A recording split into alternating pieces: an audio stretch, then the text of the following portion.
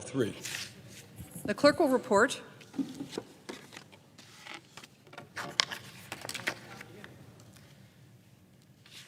Senate Resolution 753 urging the government of Brazil to ensure that the October 2022 elections are conducted in a free, fair, credible, transparent, and peaceful manner. Is there objection to proceeding to the measure? Without objection, the committee is discharged, and the Senate will proceed. I know no further debate on the resolution. Is there further debate? If not, all in favor say aye. Aye. Those opposed, no. The ayes appear to have it. The ayes have it. The resolution is agreed to.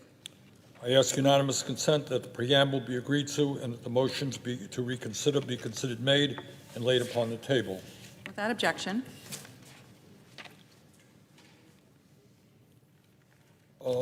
Madam President, Senator from Vermont. I have risen today to ask unanimous consent for Senate Resolution 753, expressing the sense of the Senate on the upcoming election in Brazil. This Sunday, October 2nd, Brazil will hold its presidential election. According to many polls, it appears that the two major candidates are President Jair Bolsonaro and former President Lula da Silva. If no candidate receives over 50% of the vote, there will be a runoff election between the top two candidates on October 30th. Madam President, over the past several months, Brazilians from all sectors of society have publicly expressed serious concern about ongoing efforts to undermine democracy in their country, including close to 1 million Brazilians who signed an open letter released on July 26th defending the democratic institutions of Brazil and the rule of law. And there is a very good reason why these people in Brazil signed that letter. And that is that the current president and candidate for re-election, Mr. Bolsonaro, has made some very provocative statements which suggest that he might not accept the election results if he loses.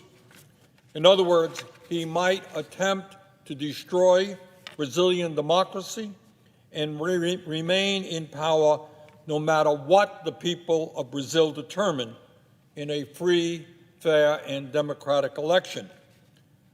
And let me just quote some of what Mr. Bolsonaro has been saying over the last several years. Back in September 2018, before he won his election, Bolsonaro stated, and I quote, "I will not accept an election result that is not my own victory," end of quote. On September 7th, 2021, as reported by the Financial Times, Mr. Bolsonaro stated, and I quote, "There are those who think they can take me from the presidency with the mark of a pen. Well, I say to everyone, I have three possible fates: arrest, death, or victory. And tell the bastards I'll never be arrested. Only God can take me from the presidency," end of quote.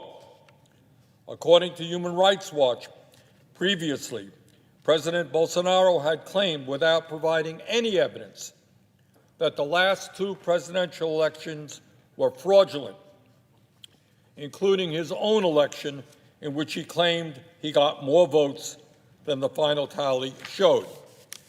But it's not just Bolsonaro's words that should be of concern to those of us who believe in democracy.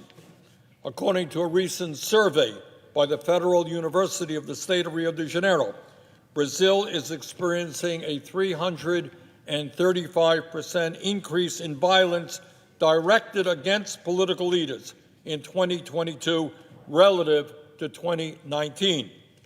Last month, a Workers' Party official was shot dead by a Bolsonaro supporter. Yesterday, Reuters reported that the federal police guarding former President Lula da Silva, who is the current front-runner to unseat Bolsonaro, sent a classified memo to senior colleagues across Brazil calling for backup in order to protect Lula from possible assassination attempts. It is clearly not the business of the United States to determine who the next president of Brazil is, or to get involved in Brazil's presidential elections in any way. That is a decision to be made solely by the people of Brazil through a free and fair election. But it is the business of the United States to make clear to the people of Brazil that our government will not recognize or support a government that comes to power through a military coup or the undermining of a democratic election. In that regard, I have asked and received unanimous consent today for a resolution that I introduced with Senator Tim Kaine, the chair of the Senate Foreign Relations Subcommittee on the Western Hemisphere. That resolution is also co-sponsored by Senators Durbin, Leahy, Merkley, Blumenthal, and Warren. I would also like to thank Senator Menendez, the chair of the Senate Foreign Relations Committee, for allowing this resolution to come to the floor. This resolution, Madam Chair, is very simple and straightforward. It does not take sides in Brazil's elections. All it does is express the sense of the United States Senate that the United States government should make unequivocally clear that the continuing relationship of the United States and Brazil depends upon the commitment of the government of Brazil to democracy and human rights. It urges the Biden administration to make clear that the United States will not support any government that comes to power in Brazil through undemocratic means, and to ensure United States security assistance to Brazil remain compliant with our laws related to the peaceful and democratic transition of power. This includes long-standing legal restrictions on the provision of security assistance in the event of a military coup. Madam President, in my view, it is imperative that the U.S. Senate make it clear through this resolution that we support democracy in Brazil. It would be unacceptable for the United States to recognize a government that came to power undemocratically, and it would send a horrific message to the entire world if we did that. It is important for the people of Brazil to know we are on their side, on the side of democracy.